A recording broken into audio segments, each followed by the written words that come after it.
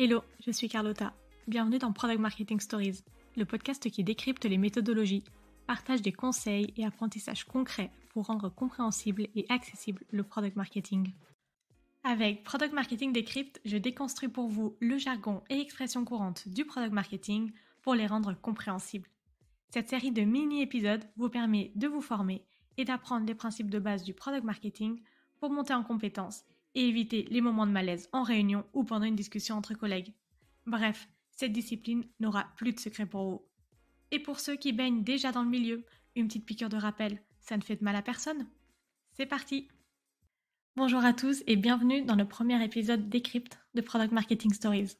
Aujourd'hui, on s'attaque au sujet des personas. Un persona, c'est quoi? Ce n'est ni plus ni moins que la représentation de votre client idéal.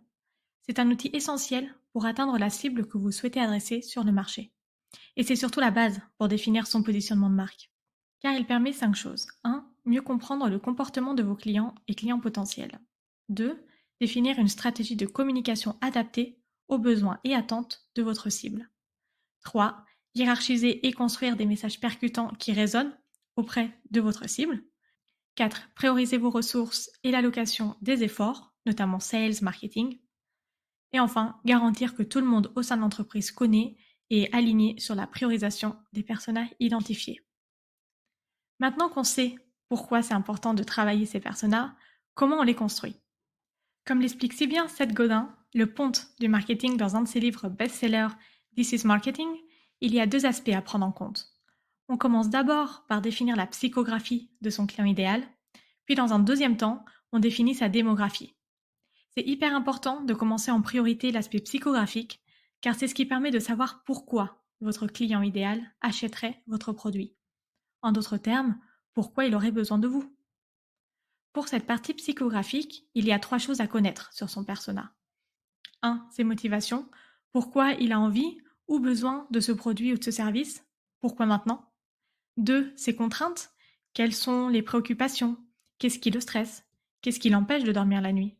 Quelles sont ses habitudes ou ses peurs qui l'empêchent d'acheter le produit ou d'aller plus loin dans le processus de vente? Troisièmement, ses objectifs personnels et professionnels. Qu'est-ce que l'achat de ce produit ou de ce service représente pour ce persona? Ça peut être atteindre un objectif fonctionnel, faire quelque chose qu'il ne pouvait pas faire avant, comme par exemple passer plus de temps qualitatif avec sa famille, ou se concentrer sur des missions plus stratégiques et faire moins d'opérationnel.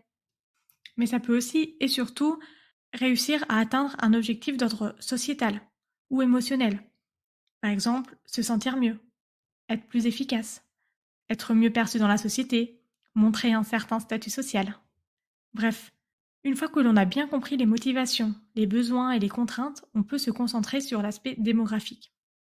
Ici, l'objectif, c'est de construire une sorte de carte d'identité pour humaniser votre persona, afin qu'il soit le plus réaliste possible. Soyons clairs, ces infos démographiques ne vont pas vous donner les raisons de pourquoi on achèterait le produit, mais il vous permettra de mieux comprendre quel est le contexte. On peut donc retrouver dans cette partie les infos qui concernent les études, la tranche d'âge, le métier, les responsabilités, le lieu d'habitation, sans pour autant aller dans le détail. Ça peut être savoir quel est le pays, quelle est la région, est-ce que c'est plutôt une cible urbaine ou de campagne, etc. On va aussi mentionner les passions en dehors du travail, les valeurs de vie, ou encore les médias et les types de communication préférés.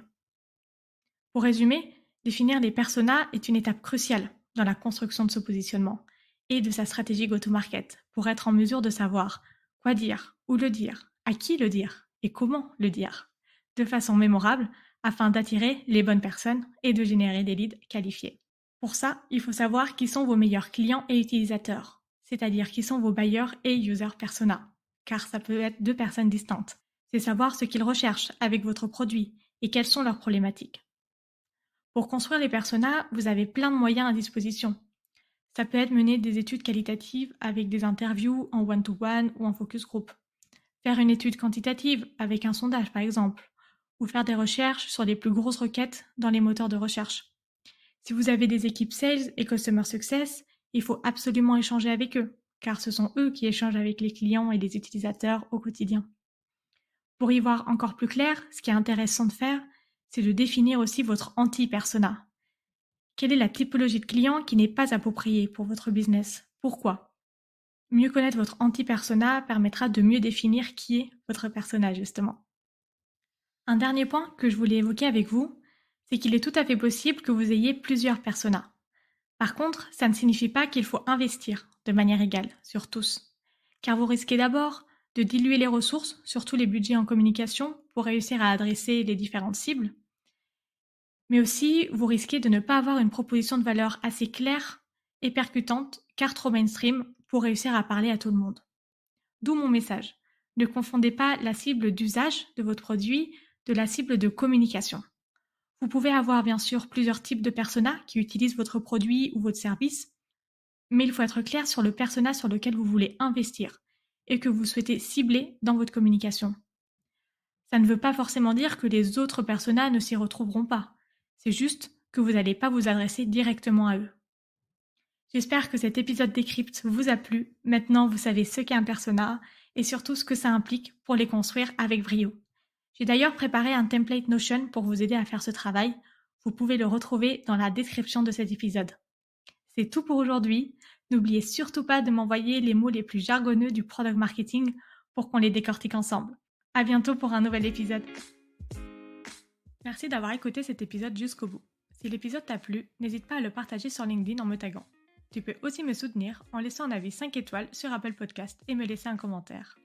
Ton aide est précieuse pour m'aider à faire connaître Product Marketing Stories et aussi m'encourager à créer davantage de contenu. Alors merci.